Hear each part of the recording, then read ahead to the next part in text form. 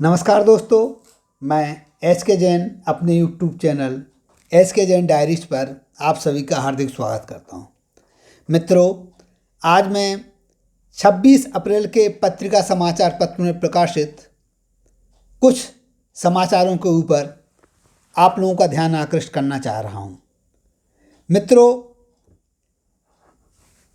इसमें दिया हुआ है कि अभी तक प्रदेश में 52,000 जगह पर नरवाई के कारण से आग लग चुकी है और वर्तमान में जो ओरछा का जो जंगल है उसमें 2 बार आग भड़क चुकी है और 300 एकड़ का जो एरिया है वो आग से प्रभावित हो चुका है।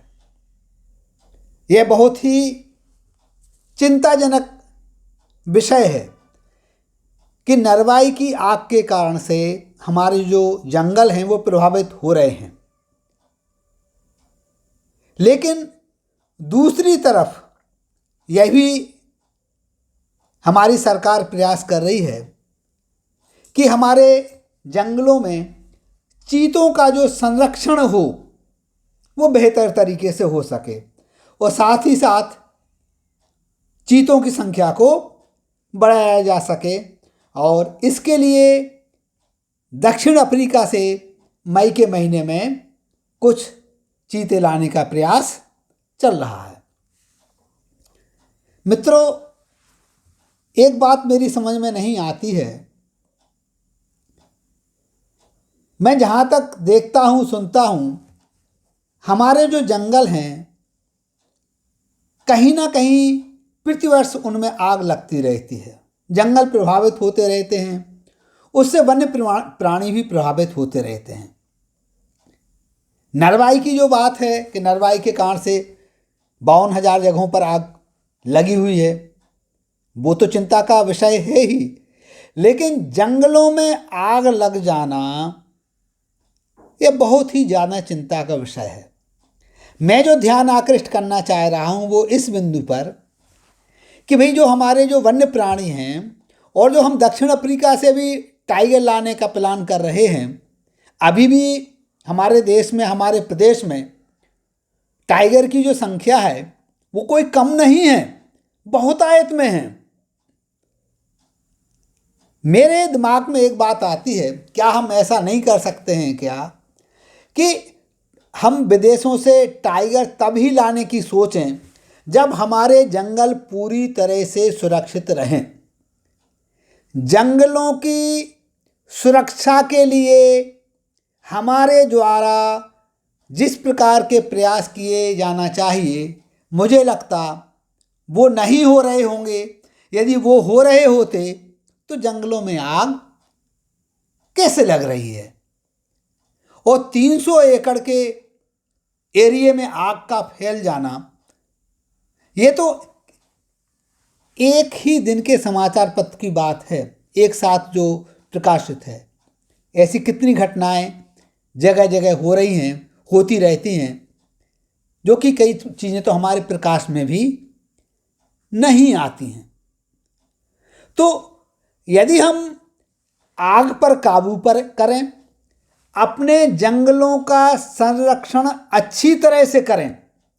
कुछ जंगल ऐसे भी हैं जिसमें गर्मियों के सीजन में अप्रैल, मई, जून में छायादार पेड़ नहीं रहते हैं।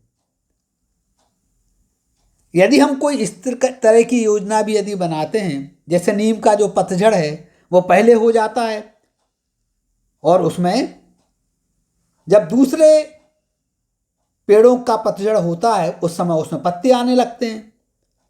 यदि ऐसे जंगलों में नीम के पेड़ यदि लगाए जाएं तो जो वहाँ के जो वन्य प्राणी हैं, चाहे वो टाइगर हो